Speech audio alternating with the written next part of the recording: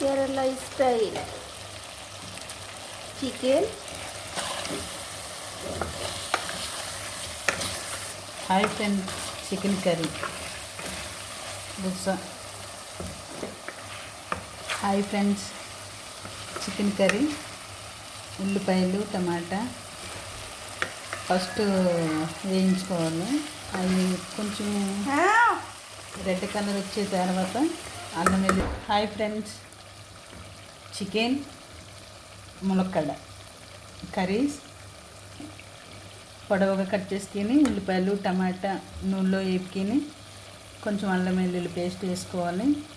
Brown colour వచ్చేదాకా వేయించుకోవాలి.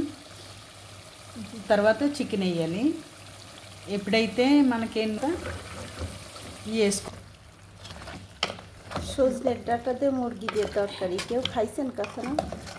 ములక్కాడ వేసుకున్న తర్వాత ఎక్కువ కలపకూడదు.